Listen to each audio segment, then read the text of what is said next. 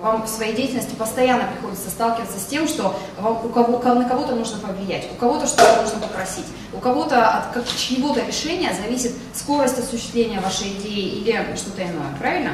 Соответственно, вам нужно понимать, что вам нужно будет что-то убеждать кого-то в чем-то. И первый момент, который однозначно нужен для инвестора или для партнера, я его называю «покажи деньги».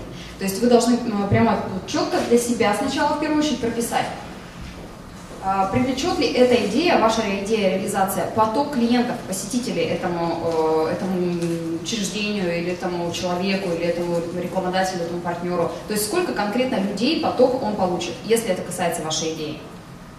Сколько денег, иногда бывает, прибыль бывает, ну, скажем так, не только сколько он получит, но и сколько он сэкономит. То есть, когда я работаю с рекламодателями, скажем так, одна из моих существенных плюсов, это то, что я могу очень существенно сэкономить рекламный бюджет компании. Потому что я знаю, что многие СМИ согласятся, я так смогу предложение свое оформить, что многие СМИ согласятся разместить эту информацию бесплатно. Соответственно, мой заказчик, мой рекламодатель не получит от меня, не только получит какие-то выгоды, но и сможет сэкономить несколько сотен тысяч рублей. Это позволяет действительно хорошо зарабатывать. И важный момент – это нематериальные связи. Иногда нематериальные какие-то активы. То есть, если вы проводите какое-то мероприятие или хотите реализовать какую-то идею, иногда это ваш партнер, к которому вы сейчас идете за переговорами, он получит не деньги, не посетителей, не поток, но он получит статус участника вашей идеи, он получит связи какие-то, благодаря которым он продвинется и так далее, и так далее.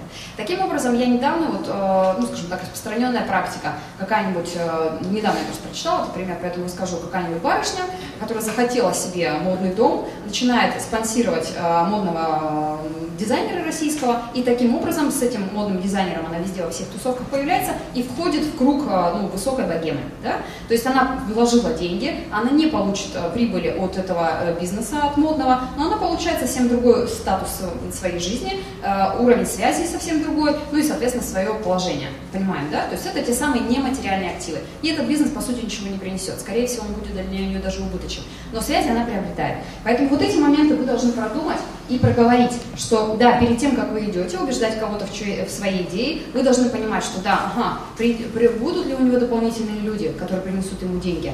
Да, нет. Будут ли у него дополнительные какие-то связи, с кем-то я его смогу познакомить в результате, какие-то люди важные туда придут? Да, нет. Значит, сколько денег он сэкономит в каких-то моментах. И все вот эти вещи вы сначала для себя продумали, а потом смогли это эффективно донести до рекламодателя или до заказчика или до партнера-инвестора.